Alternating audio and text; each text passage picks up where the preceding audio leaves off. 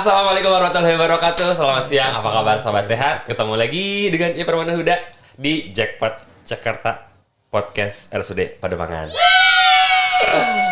Aduh, udah lama banget kayaknya gue udah gak ada di ruangan ini. Dan tiba-tiba udah bulan puasa. Apa kabar? Apakah teman-teman berpuasa? Semoga puasanya lancar. Dan biar ibadah kita semakin berkah, semakin banyak manfaatnya ya. Sekalian ngabuburit. Di sini saya hadir kembali untuk sedikit sharing lah di tips ada sedikit mungkin tips-tips selama bulan Ramadan gitu. Dan tentunya seperti biasa saya juga di sini tidak sendiri, sudah kedatangan tamu spesial yang akan memberikan beberapa insight, beberapa tips-tips yang akan sangat bermanfaat buat teman-teman semua dalam bulan Ramadan ini. Langsung saja kita sambut ada Dr. Ridho, spesialis penyakit dalam. Sini dong. Oh situ ya? Iya. Beliau ini Dr. Ridho SPPD ini dokter penyakit dalam di RSUD Pademangan ya dok? Ya. Udah berapa lama dok di sini dok? Mungkin dari semenjak IEP ada kali ya. Atau dari tahun 2018 kayaknya ya kemungkinan. Berarti saya duluan. Saya dari 2015. Ya? 2018 berarti udah ya. Berarti senior saya. Saya paling tua di sini pokoknya. Udah lama banget beliau di sini, pasiennya juga udah banyak banget ya dok. Banyak banget ada pasien. Hah? Pasien banyak ya? Banyak yang itu juga yang gagal pendaftaran ya. Gak tahu karena kuota atau karena ini. Karena dari BPJS-nya. Iya.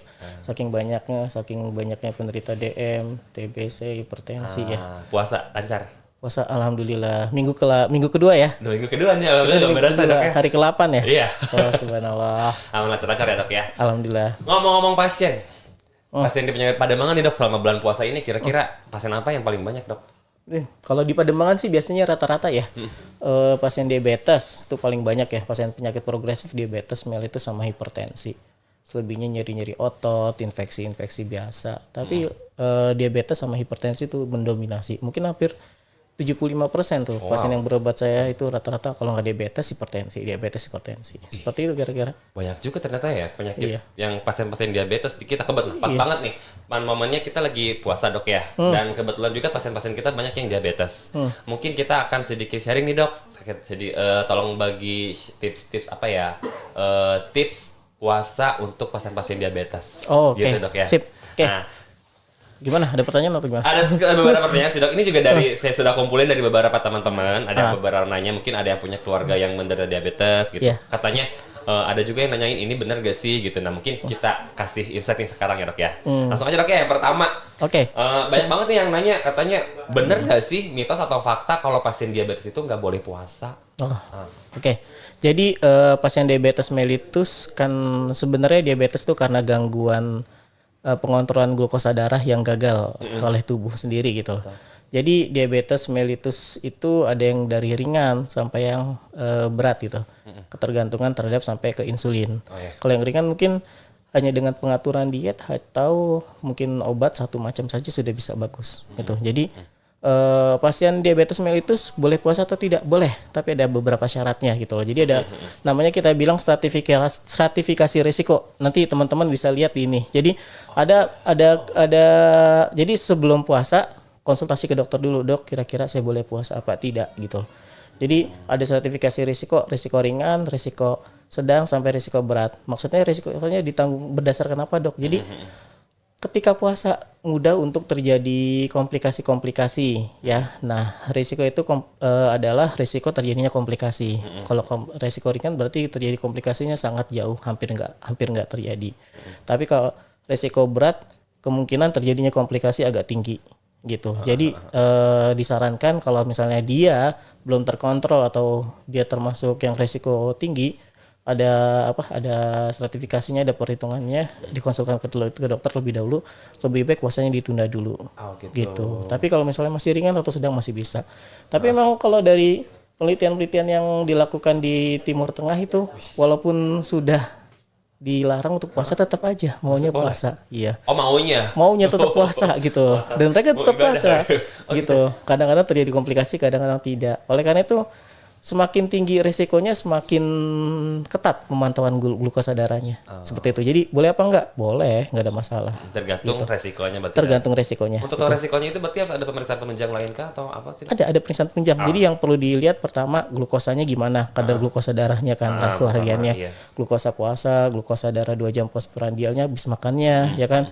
HbA1c, keadaan ginjalnya seperti apa gitu. Iya. Terus fluktuasi glukosa darah hariannya tuh seperti apa gitu. Dan nanti ada beberapa apa? Nih faktor apa? Contohnya. Oh iya. Bukan, ada lagi satu lagi yang risiko ringan. Udah gak ada ya? Bukan ini. Kayaknya ini. Iya. Ya, ada sebenarnya. Jadi kalau dia termasuk dia tadi pemantauan selain gula, keadaan ginjalnya, kreatininnya. Kalau misalnya nggak bagus ya disarankan tidak puasa gitu. Berarti yang resiko rendah sama sedang aja itu masih boleh dianjurkan puasa. Betul. Kan secara agama juga nggak ada masalah kan. Malah nanti diomelin katanya kalau memaksakan diri untuk berpuasa. That's why mungkin orang-orang Timur Tengah yang resiko tinggi aja masih tetap berpuasa, takut dosa kayak. Oh enggak, bukan. Jadi saya pernah mendengar kajian-kajian untuk ini oleh ulama-ulama kita, bahkan sampai MUI ya, Ustadz Ihsan Tanjung yang lainnya. Jadi ketika ada satu keadaan yang menyebabkan dia tidak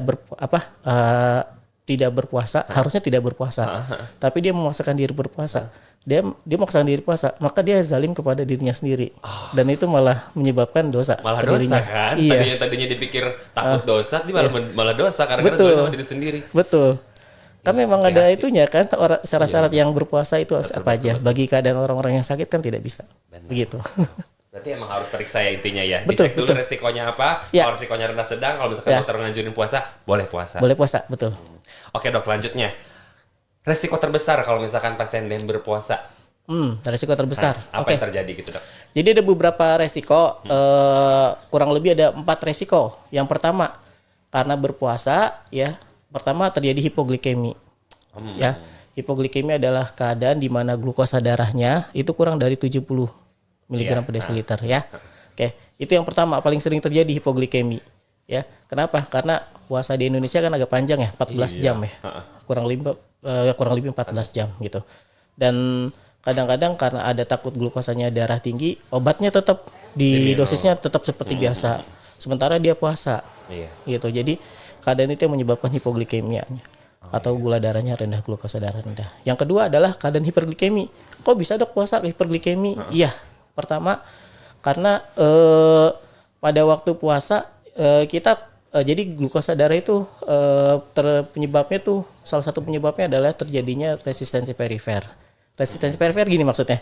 Jadi kita makan, ya kan, glukosa masuk ke tubuh kita kan, terus diserap masuk ke pembuluh darah. Terus nanti dari pembuluh darah disalurin ke sel-sel, ya kan? Dari pembuluh darah ke sel-sel itu ada pintunya, ya kan? Nah, penyebab gula darah tinggi itu di dalam darah tinggi itu, jadi si gula ini nggak bisa masuk. Oh, pintunya tutup. Ya tertutup. Itu namanya resistensi perifer, gitu. Nah, pada keadaan diabetes yang sangat-sangat tidak terkontrol, resistensi perifernya tinggi, gitu. Jadi dengan keadaan puasa. Jadi terjadi di tubuh kita juga ada namanya cadangan gula, glikogen, ya, cadangan gula di dalam otot. Ada juga pembentukan gula dari protein maupun dari lemak, namanya gluconeogenesis, ya. Jadi ketika resistensi perifernya parah, ya, sementara ini nggak puas, sementara dia nggak makan, ya. Si sel-sel akan semakin kelaparan, lapar, tapi nggak makan. Akibatnya apa? Terjadi pemecahan protein, pemecahan glikogen menjadi glukosa. Akibatnya glukosa darah semakin tinggi. Itu, jadi efeknya hiperglikemi lebih dari 300 biasanya. Oh, malah puasa juga bikin hiperglikemi gara-gara karena keadaan hipertensi tadi yang resistensi perifer itu. Nah, kalau misalnya dilanjutkan terus nih, hiperglikeminya lebih terus, sementara si sel kekurangan ini kan, kekurangan makanan ya kan, nutrisi. Dipecahin lah protein, dipecahin lah lemak. Ya, lemak itu nanti dipecahin itu akan menjadi namanya benda keton, ya. Racun. Itu yang dipakai untuk energi, ya. Tapi benda keton itu dia bisa menyebabkan komplikasi yang ketiga. Apa tuh, dok? Namanya ketosis, ya, gitu. Jadi keracunan. Karena keracunan keton. Jadi sebagai efek dari efek sampingan Efek sampingnya dari nggak makan, ya benda ketonnya semakin tinggi, timbullah ketosis. Gitu. Nah, ketosis ini bahaya. Dari mulai ringan, mual muntah sampai penurunan kesadaran. Serem. Gitu. Seperti itu ya. Efek yang keempat terakhir adalah dehidrasi. Ya. Ya, seperti itu. Hampir semuanya mengalami seperti. Kalau misalnya intake minumannya kurang, maka mudah terjadi dehidrasi. Kayaknya hampir semuanya sama. Iya. Gitu. Serem juga ya ternyata. Dikirain tuh nggak puasa malah yang risiko yang ada di pikiran saya dok sebelumnya. Kalau misalkan pasien DM puasa itu ya risikonya hipoglikemia aja gitu. Tapi ternyata bisa hiperglikemia. Bisa hiperglikemia juga. Gitu memperparah resistensi perifer yang Pada ada. orang normal bisa nggak sih kalau nggak bukan orang DM kayak gitu? Pada orang normal biasanya ada mekanisme pengaturan yang masih bagus. Seperti ada pengaturan di glukagon dan segala macamnya itu ya. Oke. Gitu. Paham. Oke dok, kalau misalkan pasien DM boleh puasa nih, untuk pengaturan nutrisinya mungkin dok, apa ada berbeda atau gimana gitu? Oke. Pengaturan sahur dan bukanya gitu kan makannya terbatas kan ya? Betul. Jadi di Timur Tengah kan sudah bikin penelitian, bahkan di dunia udah ada tuh namanya namanya badan yang mengurusi pengaturan puasa pada orang-orang diabetes. Ya, khusus sudah dibentuk itu di dunia. Oke. Jadi sudah dilakukan penelitian bahwasanya dalam 10 hari pertama itu biasanya tubuh tuh kaget gitu loh. Ada perubahan. Satu, perubahan pola makan. Yang kedua, perubahan pola tidur. Ya kan? Pola aktivitas. Ya kan? Oke. Jadi nah, kalau supaya nggak kaget gimana? Kalau di Islam menyarankan sebelum masuk bulan Ramadan kan ada tuh latihan-latihan ya. Puasa Rajab, puasa Syaban ya. Itu disarankan tuh. Jadi untuk latihan seperti itu. Tapi kan kita udah sekarang nih masuk nih. Jadi ketika udah masuk 10 hari kedua itu tubuh tuh udah adaptasi gitu. Awal 10 hari pertama kaget, 10 hari kedua biasanya udah adaptasi gitu. Nah, gimana penyesuaiannya? Penyesuaian nutrisi ya yang pasti makan cuma 2, sahur dan buka puasa. Ya, sahur dan buka puasa. Kalau dulu kan kita sering tuh ketika sahur minum yang manis. Ya, buka juga minum yang manis. Makan yang banyak gitu. Betul. Jadi ada ada gimana ya pengaturan supaya gimana glukosa nggak terlalu tinggi, gimana glukosa nggak terlalu rendah gitu loh. Jadi kita penyesuaian pada waktu sahur itu ini ada foto makanannya. Jadi sahur itu dengan makanan yang pertama karbohidrat. Ini dia. Karbohidrat, protein, lemak. Karbohidrat sekitar 30-40%. Ya. Kalau protein itu sekitar 40-50%. Ya, baru sisanya lemak, ya. Jadi karbohidrat contohnya apa? Yang disaranin satu, beras merah. Nasi merah, iya. Ya, nasi merah ya, beras merah. Yang kedua tepung atau gandum atau sereal bisa. Ya. Itu biasanya tuh dengan pilihan-pilihan seperti itu dia akan menyebabkan kenyangnya agak lama. Gitu ya. Oke. Kemudian lanjut ke protein, ya. Protein seperti daging ayam 1 potong ya. Daging ikan, daging ayam tanpa kulit ya. Daging ayam tanpa kulit ya. Terus daging ikan, rendang, protein itu ya pada waktu sahur. Telur boleh dok? Telur boleh, nggak apa-apa ya. Baru kemudian lemak contohnya seperti apa? Susu pada waktu sahur ya gitu. Nah itu ditambah sayur-sayuran ya. Sayur-sayuran itu untuk mengenyangkan dalam jangka waktu yang agak lama tujuannya ya. Baru kemudian saat berbuka, ingat saat berbuka jangan langsung yang manis, disarankan tidak. Jangan sok buah dulu nggak sih? Jadi rata-rata jadi dari penelitian dari dari hasil penelitian pada waktu puasa umat muslim di Timur Tengah biasa pada waktu buka terjadi lonjakan glukosa darah yang tinggi karena makanan-makanan yang manis gitu. Dan bagi pasien diabetes itu nggak sehat karena lonjakan glukosa darah yang tinggi berarti nanti dia akan menyebabkan adanya terbentuk beberapa komplikasi. Jadi gimana dok? Ya sudah makan misal dengan menu-menu yang biasa, karbohidrat biasa ya, jangan yang manis ya, kemudian jangan gorengan biasanya kan, kemudian bisa berbuka dengan kurma 1 atau 2 ya, dia seratnya tinggi, mengandung kalsium tinggi dan glukosa darahnya juga agak tinggi tapi baik buat berbuka begitu. Kayak Seperti itu. disarankan berbuka dengan kurma. Tadi baru mau nanya tadi dok. Iya. Kurma manis tuh boleh nggak tuh buat pasien diabetes gitu? Boleh nggak apa-apa. Iya, gitu. Yang penting dibatasin jangan banyak-banyak juga kan dok. Betul, gitu. Nanti juga penyesuaian ada penyesuaian dalam hal dosis obatnya juga ada penyesuaian gitu. Tapi untuk makanan itu tadi. Oke, intinya 4 sehat 5 sempurna dengan proporsi yang Betul. Dan nanti di tadi di antara sahur dan berbuka malam kan ada waktu lenggang kan sehabis taraweh. Disarankan mengambil satu snack gitu loh. boleh apa aja? Snack-snack yang diabetes aja, yang rendah kalori gitu. Seperti itu. Buah boleh berarti dok? Buah boleh nggak apa-apa. Bagus. Ya. Oke, wow. Tapi kalau yang sehat juga ngikutin pola diet kayak begitu? Yang boleh nggak apa-apa. Misalkan yang bukan penderita DM?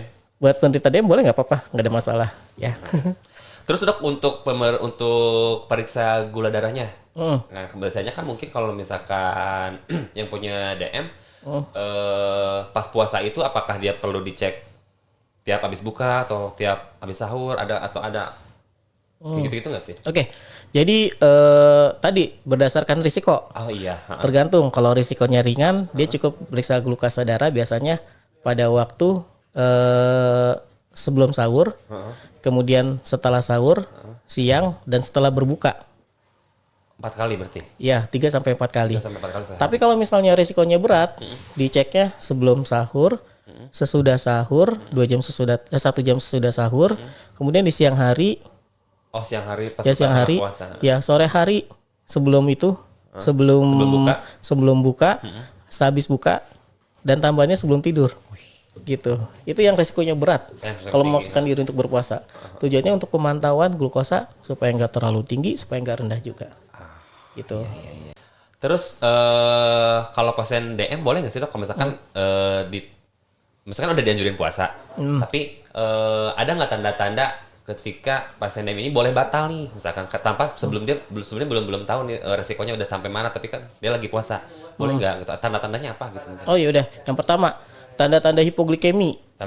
Nanti ada di slide-nya nih. Jadi tanda-tanda hipoglikemi maupun hiperglikemi. Hipoglikemi kalau gula darah di bawah 70. Hiperglikemi kalau gula darah di atas 300 ya.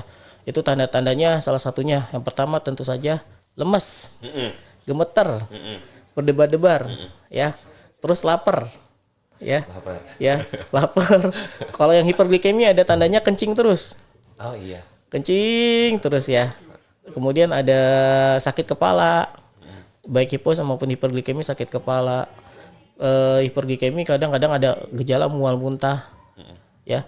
Kalau yang hipoglikemi penurunan kesadaran, mulai liar lah, ditanya-tanya udah mulai kacau, ngantuk-ngantuk ya. Nah tanda-tanda itu udah ada alarm tuh, ya. Jangan dipaksa. Kenapa? Kalau dipaksa malah nanti repot, dibawa ke IGD nanti, ya hipoglikemi, dirawat, maupun hiperglikemi, udah. Itu tanda alarm itu jangan dinafikan, udah langsung berbuka saja segera ya. Kalau istilah jakselnya listen to your body kan. Yes. Right. Pokoknya jangan memaksakan, kalau misalkan tubuh udah ngasih sinyal-sinyal nggak enak ya udah jangan maksain. Iya betul. Iya, setuju. Karena kalau daripada zolim sama diri sendiri dosa. Iya. Terus gimana dok kalau yang DM-nya pengguna insulin? Oh, yang DM pengguna insulin. Nah, insulin kan banyak nih macamnya ya. Ada yang insulin basal, insulin malam hari tuh, biasa yang disuntik malam hari ya. Terus Levemir ya. Ada penggunaan insulin yang habis makan ya. Habis makan. Terus ada penggunaan insulin yang mix, yang 2 kali sehari ya. Jadi penggunaan itu pertama dikonsulkan ke dokter berdasarkan profil glukosa darahnya dulu nih ya. Kalau misalnya yang penggunaan insulin basal yang malam hari cuma 1 kali doang, biasanya diturunin sepertiganya, jadi dia 2/3-nya, 2/3 dosis suntiknya ya. Gitu. Kemudian kalau misalnya yang penggunaan insulin yang 3 kali sehari, berarti yang siang nggak usah disuntik pas lagi puasa itu. Jadi pas buka sama sahur aja. Betul, karena kalau disuntik batal dia siang hari. Jadi cukup 2 kali aja. Sesuatu, betul ya.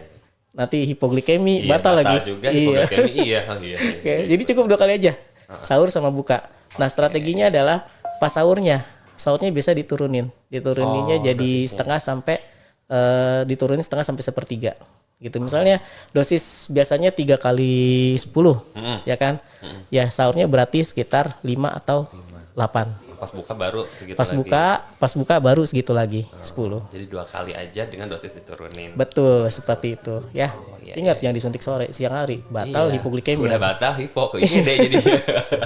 Tapi emang harus dikasih tahu. Kadang-kadang nggak dikasih tahu tuh kalau Iya, kadang kan pas orang awam nggak ngerti. Kan biasa orang biasa suntik 3 kali kok Iya, gitu. iya. Bahkan yang nggak di bulan puasa pun banyak kasus hipoglikemia, Dok. Betul. Ya kan? Iya. Udah beberapa kali pada pasien masuk ke IGD gara-gara disuntik tapi nggak makan. Nggak makan Jadi karena ke takut IGD. glukosa darahnya tinggi. Karena takut dia gulanya tinggi, Iya. apalagi lagi puasa ya. Apalagi pas Resikonya puasa. nambah lagi. Iya, seperti itu. Oke, kalau untuk aktivitas fisik, Dok, Nah, untuk ada aktivitas batasan atau gimana mungkin? ya, oke, secara keseluruhan aktivitas fisik untuk pasien DM itu tidak boleh aktivitas yang berat. Seperti Iya. apa, Dok, maksudnya?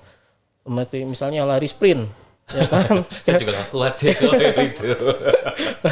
Oke, lari maraton 20 km.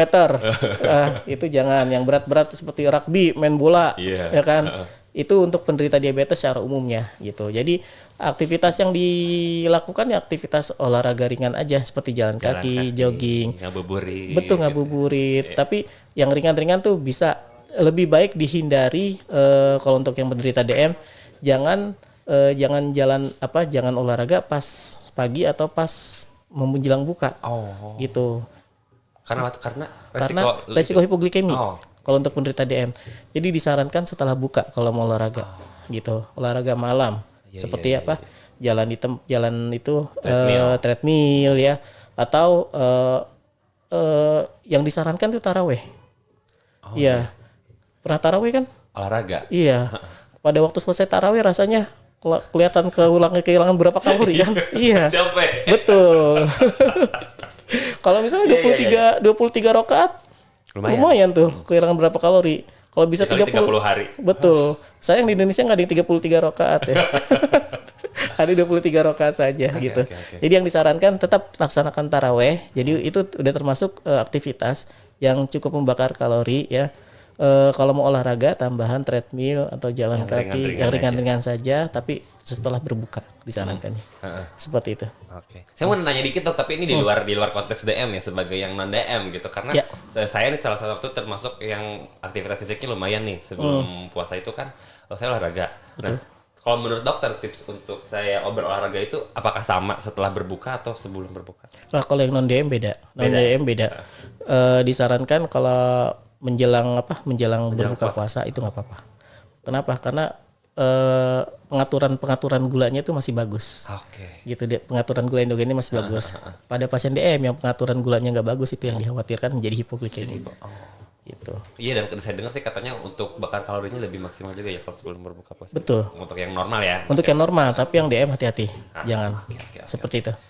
Wah, itu kan daripada nanti maksain olahraga, daripada macam-macam, daripada resikonya banyak hipoglikemia segala macam, mending nonton pembahasan kita tadi sambil ngabuburit, terus habis buka nanti taraweh, olahraga kan? Betul, olahraga iya. Coba tarawih yang 23 rakaat ya. Iya. Iya, lumayan tuh kalori kebakar ya. Bukan untuk orang DM aja ya, Dok ya, untuk yang sehat juga kan ya. Iya. Disarankan banget Lumayan. karena ya emang bagus itu manfaatnya. Iya, betul. Satu ibadah dapet, pahala dapet, yang kedua sehat juga dapet. Iya, saya bukan promosi 23 rakaat ya. Yang kalau yang 11 rakaat, kalau yang mau panjang kadang-kadang kebakarnya juga lumayan tuh kalorinya ya. Ya kan, berdiri, gerak ya kan. Apalagi 11 rakaat yang dua rakaat itu ya. Dua rakaat tarawih, dua rakaat tarawih. Wah, itu lumayan tuh. Begitu kira-kira. Oke, Dok. Good insight banget, terima kasih banyak. Mungkin close statement, Dok, buat teman-teman atau buat pasien-pasien yang sudah pada mangan yang khususnya diabetes nih. Pesan-pesan. Ya. Sebagai closing. Pesan-pesannya. Jadi benar puasa adalah kewajiban bagi setiap muslim dan puasa itu nanti dibalas sendiri kan oleh Allah Subhanahu wa taala, betul kan? Amin, tapi ada batasan-batasan. Batasan-batasan adalah kemampuan diri kita buat penderita DM. Apakah kita mampu gitu loh. Jadi sebelum puasa sebelum puasa sebaiknya koordinasi dulu dengan dokternya apakah boleh apa tidak. Jadi dokter biasa akan mensertifikasi resikonya gitu loh. Kalau termasuk yang resikonya tinggi sebaiknya jangan. Kenapa? Termasuk nanti menzalimi diri sendiri. Tapi kalau ternyata masih bisa diperbolehkan sertifikat resikonya ringan atau sedang, yang apa-apa berpuasa. Tapi dengan beberapa hal yang dicatat, yaitu pertama makan kalau bisa di akhir-akhir ya, sahur ya. Makan di akhir sahur dengan beberapa karbohidrat yang bagus. Kemudian segera berbuka ya. Nanti ada pengaturan gulanya, pengaturan obatnya. Ada beberapa pengaturan obatnya. Jadi obat ada obat yang bisa diturunin dosisnya, ada obat yang tetap dosisnya sama gitu loh. Salah satu contoh obat yang turunin dosisnya adalah seperti glibenclamid. Ya, itu harus diturunkan dosisnya. Tapi seperti metformin, sitagliptin, vidagliptin, ya, terus pioglitazone itu masih sama dosisnya seperti itu.